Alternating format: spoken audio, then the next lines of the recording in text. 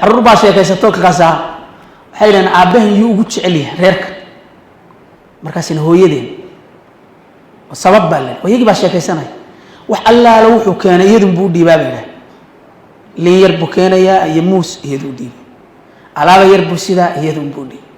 wax walba iyaduu dhiibay hooyadeenna yaa ugu jecesha aabbahan bay dhahay sababto waa maxay wax macaanoo dhan markay samayso isagu bay siisaabeen keligi innagoo idinka arkay dibaddaa naloo saaray baxa waryaa ceeb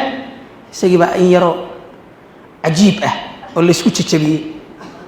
oo alaabo badan la geliyey keligii la siiray odaygu isagaa ii sheekaynaya aniga wuxuu carruurtayda markaan maqlay iyagoo sidaa noo xamanaya maalintaasaan joojiyey buu ihi inaan keligay gaar wax u cuno inaan idhahdo carruurtayda soo fadhiista aan wada cuno waana sida saxda hooyooyinka laakiin lagu kari maayo gabadha Soomaaliyeed odaygaas ayay tooganaysaa mana oga waxay soo dhigaysaa in yaroo sinxi ah oo wada il kii yaraa kii weynaa mid walba uu uriyey uu arkay waxba laga bas saa daraadeed rag iyo dumarka inta badan yaa dhinta agoonta iyo rajooyinka iyo ma badan agoonta badan